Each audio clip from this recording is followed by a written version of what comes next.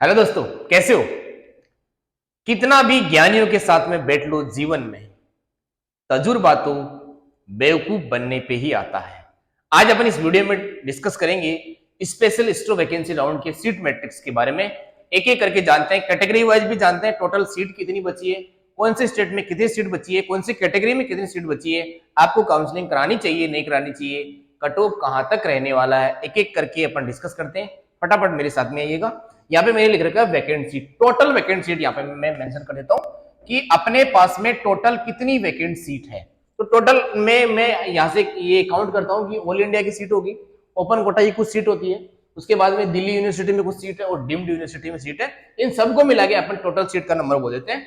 और वो सीट अपने पास में है कितनी? 80 कॉलेज में, 80 कॉलेजों में वो सीट है 156, 156 सीट अपने पास में अवेलेबल है। इन सबको मिला के अपन को अगर गवर्नमेंट की काउंसलिंग करानी है, गवर्नमेंट एमबीबीएस चाहिए, तो गवर्नमेंट एमबीबीएस में जो सीट है वो अपने पास में 68 सीट। और कॉलेज कितनी है? वो 60 कॉलेज में 68 सीट है। मतलब अप्रोक्सीमेट अपन ऐसे मान के चल सकते हैं कि एक कॉलेज में एक सीट खाली है, तो 60 कॉलेज में 68 सीट खाली है, किसी कॉलेज में 2 सीट खाली है बस, बाकी ज्यादा सीट खाली नहीं है। तो गवर्नमेंट कॉलेज में इतनी सारी सीटें आपके लिए अवेलेबल है।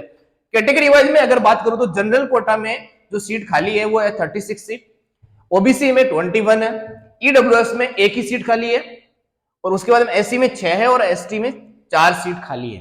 ये गवर्नमेंट कॉलेज की यहाँ पे मैं बात कर रहा हूँ। उसके बाद में मैं आपको कुछ बातें और बता देता हूँ कि एनआरआई जो सीट है, एनआरआई कोटा की जो सीट है वो 9 सीट है अपने पास में खाली। डीम्ड यूनिवर्सिटी में 73 सीट्स खाली है। डीम्ड यूनिवर्सिटी कॉलेज लेना चाहो तो 73 सीट अभी खाली है।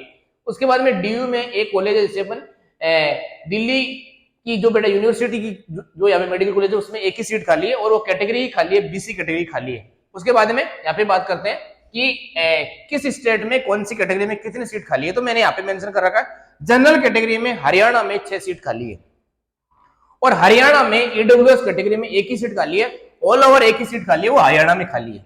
यहाँ से आप देख सकते हैं। तो जनरल कैटेगरी में हरियाणा में 6 सीट खाली, केरला में 2 सीट खाली है, महाराष्ट्र में 3 सीट मिलेगी आपको, ओडिशा में 1 सीट और पंजाब में 3 सीट मिलेगी। जनरल कैटेगरी की बात कर सकते हैं, यहाँ पे सारे के सारे बच्चे काउंसलिंग करा सकते हैं। इन सीटों पे सभी बच्चे काउंसलिंग करा सकते हैं, चाहे वो जनरल कैटेगरी का हो, चाहे वो ओबीसी हो, चाहे वो एससी एसटी कोई भी कैटेगरी हो, इन सभी सीट पे वो काउंसलिंग करा सकते हैं। ठीक है। उसके बाद में राजस्थान में जनरल की बात करो तो 6 सीट राजस्थान में जनरल खाली है, तमिलनाडु में 6 है, यूपी में 3 है, उत्तराखंड में 1 है और वेस्ट बंगाल में भी 1 है। उसके बाद में यहाँ पे बात करेंगे कि ओबीसी कैटेगरी में कितनी सीट खाली है। तो आंध्र प्रदेश में 2 सीट खाली है, आसाम में 1 है, हरियाणा में 1 है, हिमाचल प्रदेश में 1 और केरला में 7 सीट खाली है ओबीसी कैटेगरी के लिए। उसके बाद में राजस्थान में बात करें तो 1 सीट खाली है ओबीसी कैटेगरी की, तमिलनाडु में 9 सीट खाली है। समझ गए। उसके बाद में मैंने यहाँ पे एससी कैटेगरी का मेंशन कर रखा है। एससी कैटेगरी में आंध्रा में 1 है, बिहार में 1 है, कर्नाटका में 1 है, उत्तराखंड में 1 है, यूपी में 1 है, वेस्ट बंगाल में 1 है। तो ये जितने भी स्टेट लिख रखे हैं इन सब में एक एक सीट ही खाली है। तो यहाँ पे टोटल मैंने 6 सीट मेंशन कर रखी है। उसके बाद में एसटी कैटेगरी में जम्मू कश्मीर में 1 मेडिकल कॉलेज में सीट खाली है, तमिलनाडु में 2 सीट खाली है और मणिपुर की बात करें तो 1 सीट खाली है।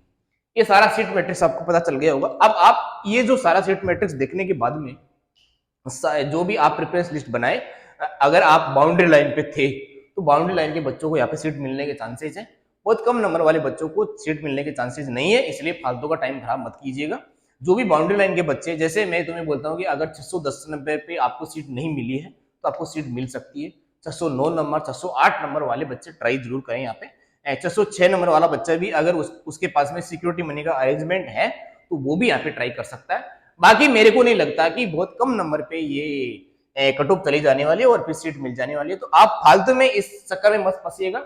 आप अगर बाउंड्री लाइन के बच्चे हैं और आपने नीट की तैयारी नहीं करी है तो आप काउंसलिंग जरूर करें, और आपने नीट की तैयारी अगर शुरू से और सही तरीके से सीक्वेंस में चालू कर दी है तो इस काउंसलिंग में अब आप प्लीज नहीं आइएगा, क्योंकि यहाँ पे टाइम खराब होगा और टाइम खराब होगा और आपको सीट भी नहीं मिलेगी।